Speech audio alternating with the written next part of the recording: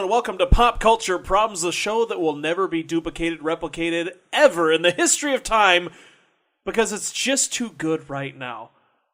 I'm here with John Oderman. He's my co-host. And John, do you agree? I mean, this show is not something you're ever going to be able to make again. We're too current. We're too now. I think it's a situation where I think a lot of people ask us, should it be made again? And should it be being made right now? Yeah. I mean, is now a good time even? Yeah. Maybe it needs to wait to a certain... there are certain shows and movies and things that just couldn't be made in a different time. One, either they can't be made because of the restrictions or the climate or the content, or they shouldn't be made because why would you replicate that? Why would you do that? You know, it was controversial at the time and it made a statement, but why do it again? Or society's moved past that, like that type of programming. Oh yeah, absolutely. Yeah, where like we've advanced with technology and with our storytelling abilities and I think what the audience expects, to the point where you either couldn't or shouldn't make a show like that. Even though like I do think that there are shows that I'd love to see again in like a more modern contemporary context, but I don't know if they'd have the legs or the ability to get the audience like they did way back when. Well, also there are shows that I would say that have such a unique style. When you look at things, the mockumentary style, things like The Office, Parks and Recreation, things like that. Like that style of show may be something that in the future they're like, what the heck is that? Like, why did they do it that way? Why are they looking at the camera? Like the way we might look at, some older films or how they were filmed back in the day. Like it might be different. The Adam West Batman series comes to mind. When that was made, it was brilliant in its own way. And, to be honest with you, and I've never watched a lot of commentary on it, I don't know if they were trying to be over-the-top, ridiculous, funny, or if it became cult classic, if they were really serious and it just became, kind of larger than life the way it was. But I can see that now and think it's really funny. But if you'd make a show like that now, I'd be like, what are you trying to do? That is like a really interesting one because, Batman the Cape Crusader, I mean, that's kind of when like the whole Cape Crusader thing became like what you referred to him as. And you look at like some of those early Batman stories and they were kind of dark and weren't like the bright, shiny object that the 60s Batman show was. But the 60s Batman defined who Batman was for like 30 years up until 1989 when the first Michael Keaton Batman movie came out, and it was like really dark and foreboding, and Batman was like this force of the night and things like that. And I think it actually kind of shook people up because that wasn't the Batman that they had seen and experienced for the 30 years prior to that. But Batman, the 60s Batman with Adam West and Burt Ward as Batman and Robin, like became such a cultural phenomenon to where people still love and appreciate it today.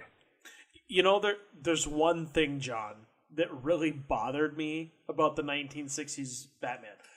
The old Batman the movie, and they had some classic moments. Batman running down the dock with the bomb with a fuse. The bat shark repellent. Oh, yeah. My favorite line was Catwoman going into her lair, and the thug is like, hey there, Catwoman. She's like, don't use my real name. Like, what? Her real name? Cesar Romero as the Joker. Yeah. And he had the stash under the makeup. That is what because he would not shave his mustache. Oh, that bothered me so terribly. Like, the things I have done for a part, the things I have done in acting, either physically or a costume or just mentally degrading myself, you wouldn't shave your mustache? Like, it's disturbing. Yeah, I mean, you sat in a little rat hovel and developed a backstory for Templeton the Rat. Yes, when I did Templeton, I had a very sick and sadistic backstory to him.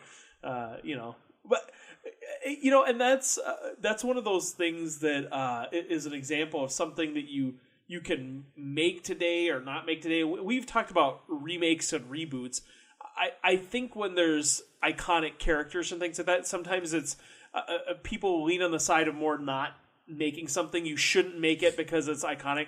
Paul Lynde is Templeton, the rat. I mean, he was a voice. So when the new movie came out and Steve Buscemi did it, I thought that was a great move. But, he was kind of in that vein of, Paul Lynde. He kind of had that sort of a unique voice. Same type of unique voice, yeah. But I think more what we're talking about today is things that possibly shouldn't be made, or, again, there's something about it. Is it the political context of it? Is it kind of the All in the Family where there are racial elements or items that shouldn't be talked about or couldn't be talked about at the time? A lot of things in All in the Family, people say, oh, you couldn't do that today. Well, there's also a lot of things in All in the Family that is overdone today. The episode where Edith was assaulted. Yeah, that was huge in the day. If you watch it, if you can name a TV show where there's not an assault, I would be surprised. Like, every episode has assault. And that's the thing is, like, there's a reason that you remember these TV shows like All in the Family and stuff like that. And that's because they were like the trailblazers that did the things that, I mean, you mentioned The Office a little bit ago about they were really the first really successful mockumentary style TV show that was on TV, and it started in Great Britain and then it came over here. But a lot of people don't understand. The Office had like a 10-season run, but like the first season, it was like on the cusp of cancellation. It had 6 episodes. They didn't know if it was going to come back for a second season, and the British one didn't last long at all. No, it didn't do very well at all. Like I've gone back and rewatched The Office a couple times, and there are some episodes.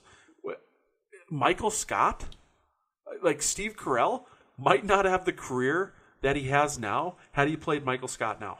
Yeah, I think he would be like, Twitter would eviscerate him because of some of the things that Michael Scott said in those first couple seasons. Because there's so many people that I think in today's culture they can't separate the character from the actor. So it's really not a problem of the show shouldn't or couldn't be made today. It's that we've maybe gotten more sensitive. Have we gotten too thin-skinned and not? I mean, going back now, and maybe I'm a bad person to judge this because I don't have feelings, morals, values, and stuff. I sold them all on eBay. Got gouged on shipping and PayPal fees, by the way. But I sold them for a decent price. And but you only made like 5% profit. After I know. So it tells you how well I did selling them. I don't get offended by stuff. So when I go back and watch All in the Family, I'm not offended by it. When I watch the things Michael Scott say, I giggle, not offended by it. But I can make that separation.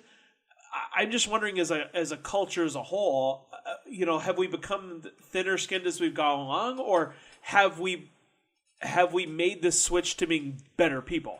Are we saying, well, we shouldn't say that now because that is offensive, or are we saying that hurts my feelings? Like, which? Yeah, I don't know. That's an interesting question to pose there. I mean, the thing is about The Office is Michael Scott was never portrayed in like a real heroic fashion. He was always kind of seen as a kind of like a Neanderthal type way that he had like the heart of gold, but he just really wasn't that socially developed to where he picked up on social cues and things like that. So I don't think he was ever like celebrated when him or Dwight or any of the other characters would do or say something that would like be borderline offensive or just on its face offensive. And that's the thing that, like, that nuance of being able to read into the moment as opposed to just taking like a quote from a show out of context. I think that's something that we've kind of lost in the near past. And I mean, I've been in kind of a Cheers hole lately where I've been watching a lot of Cheers, and there's a lot of things on that show that I don't know if like you could put it in front of a contemporary audience and they'd be okay with it, because there is some like politically incorrect humor that but it's never done in such a way that it's filled with hate or it's with malicious intent. And I really think that that's an important thing to put in the proper context. Is if you're doing it to make like a racist or a bigoted point, then I can see where there'd be an issue. But if you're trying to like shine a light on like the ignorance surrounding those issues, I think that's where you can really get into some really funny satirical area where it can actually do some good. I'm gonna throw this whole thing on its head a little bit. So, I've heard people mention shows that couldn't be made today, and one of the shows I heard was South Park, which is funny because it's still on. It's on, and it's actually I think gotten more. It's like up the ante a lot. Oh yeah, and they continually push the buttons to see how far they can go. I think, and there's been protests and death threats and all kinds of stuff about South Park, and that's one of the examples I think of. One, I think that you can say that stuff if you're doing it in the correct way. Well, and I think it's how much do you care what people say about you and your show? Yeah. Like I really think like South Park is successful, and Trey Parker and Matt Stone are able to do what they do because they're just like, you know what? If you're offended, we don't care. Yeah, don't watch it. If we have one less viewer, that okay. We're not going to apologize. Yeah, they just do what they want. But I mean that show I think defines it for me in the fact that we can have that stuff. I almost guaranteed that you cannot tell me one instance in television history that was more offensive than one of the medium offensive things on South Park. Oh yeah. You know what I mean? As far as what is said. Yeah, you take South Park out of the equation completely, and that's just like the control group, like South Park. Nothing is offensive. And you compare it to everything else. Nothing is offensive. Nothing is offensive. You compare it to South Park. Literally, that is on TV right now, and it's doing well. It's successful in those things, and they're doing it in a way that, again, they're equal opportunity offenders we've talked about, and also they do things in a way where they make fun of. But here's where the thin skin happens.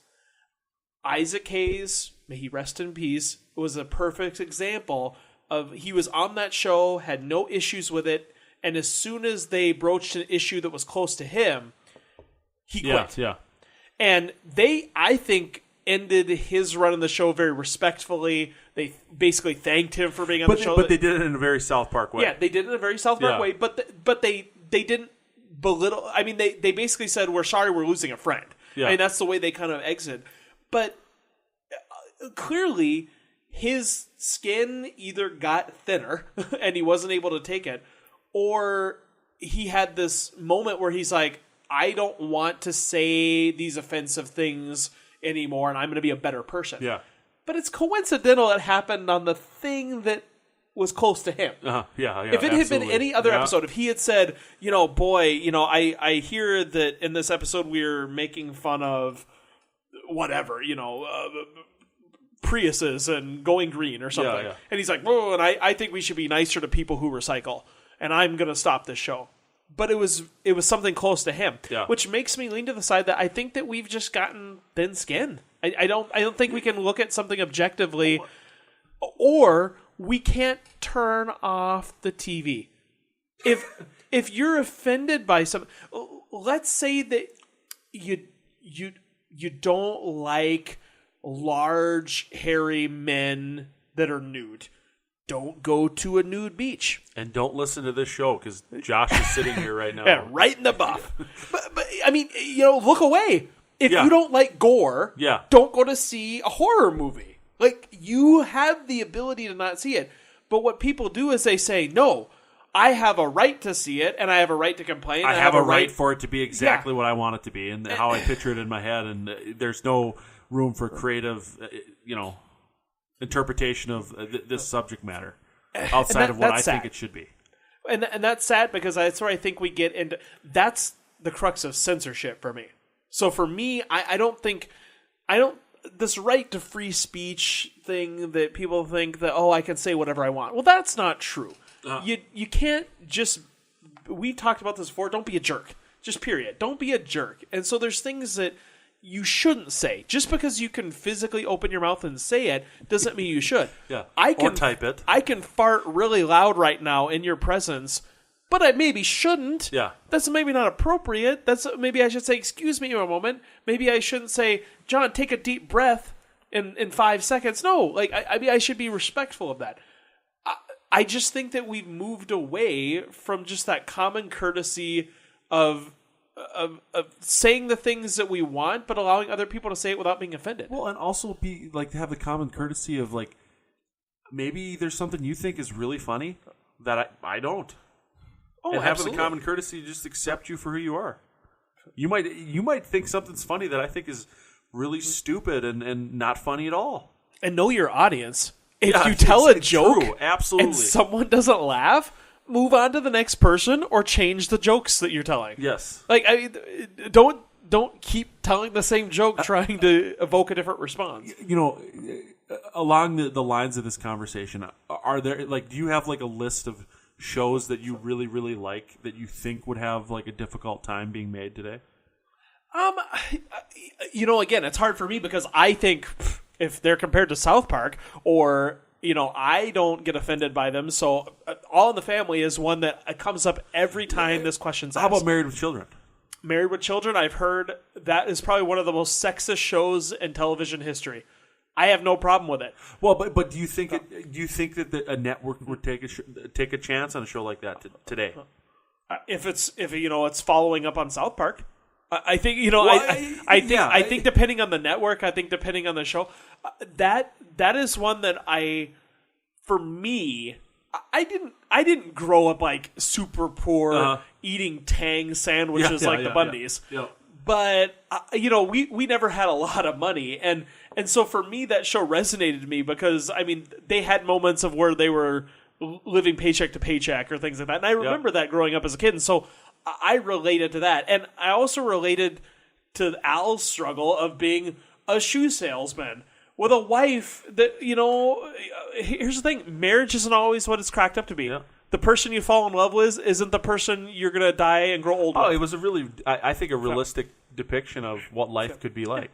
And there was things that were outlandish and they were satirical and they kind of like they didn't jump the shark, they just rode the shark the whole show. They just kind of like kept with that weird ridiculous humor. Yeah. But I don't think anything that they did in that show was totally out of the realm of what was acceptable. I think you can grin and bear it. And you bring up the South Park example, and the thing is like South Park, its entire run has been on Comedy Central, and I think it's almost important to delineate this conversation because of the growth of cable and the growth of those additional networks and stuff like that. Maybe the question should be posed in such a way that of the big four networks, Fox, ABC, NBC, CBS, do you think they would air a show like that today?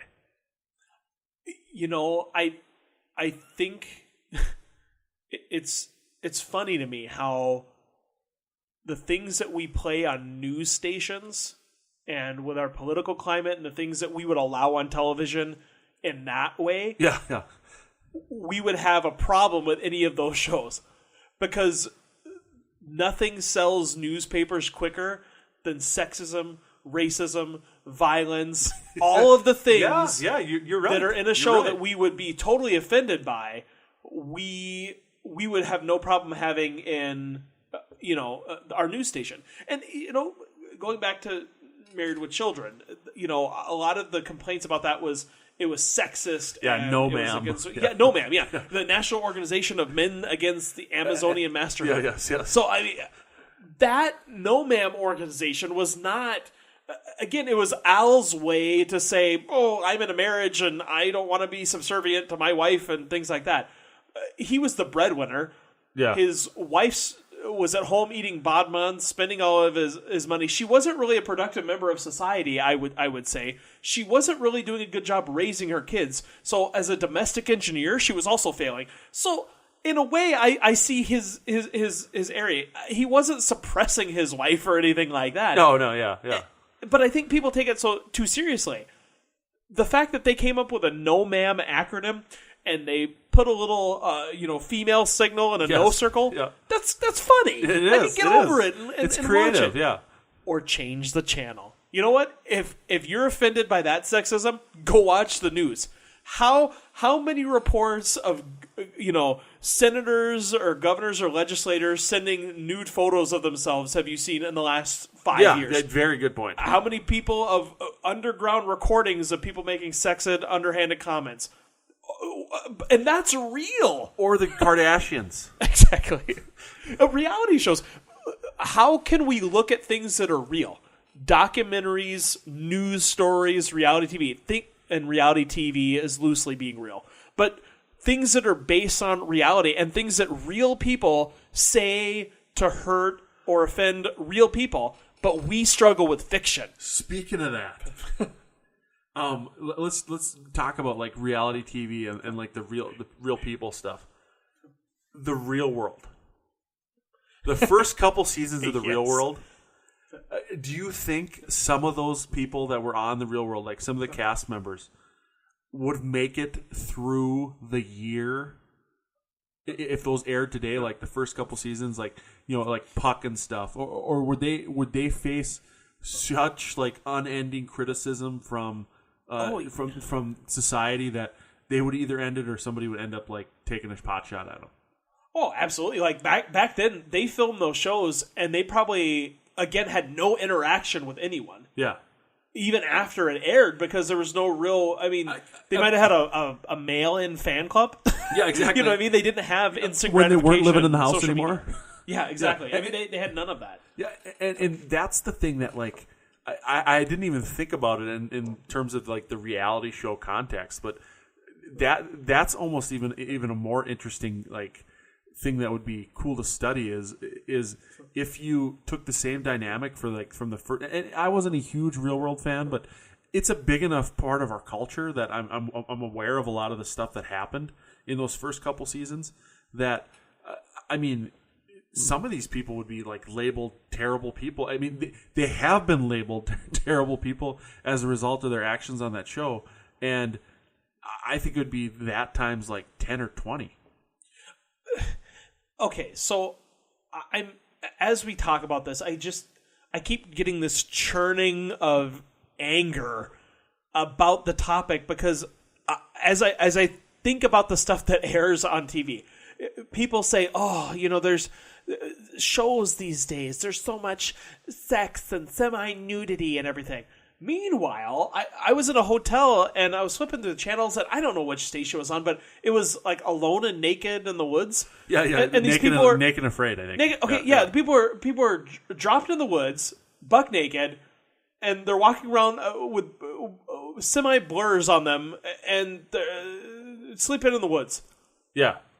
And people aren't complaining about that show. Yeah, Josh, that's you bring up an interesting point with the whole like change the channel thing.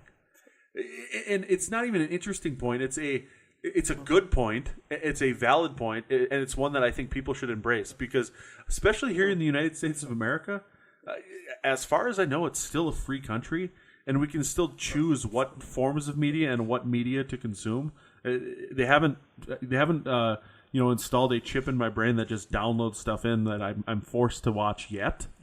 It might happen, but as of right now, I still have the freedom to choose like what I want to be, what I want to watch, and how I want to watch it. And I think that's a really important point. Is if you are so like unhappy in your life and so miserable that all you can do is sit on the internet or however you communicate and complain about some TV show, you got to find something better to do with your life. Well, I'm just saying that the people that are doing that are less intelligent than I thought they were. Because if they really, really, really have an issue with a show, don't watch it. Yeah. And you'll give them one less rating, and the chances of them being canceled will be higher. If people who didn't like stuff... Because here's the problem. People watch these shows... They then write blog articles about how offensive it was, giving them more views and ratings. Yeah. People read the blog article and like, they did that on that show? I better go watch it real quick and see it myself. I can talk about it. And so I can talk about it. And then if they just stopped watching it, if you don't like something, turn it off. that's how they used to do ratings. They used to see shows what might shows get to canceled watch. if you stop watching them and you stop telling people not to watch it, and then pique their curiosity. But if a network or a streaming service sees a spike, it's like any publicity is good publicity.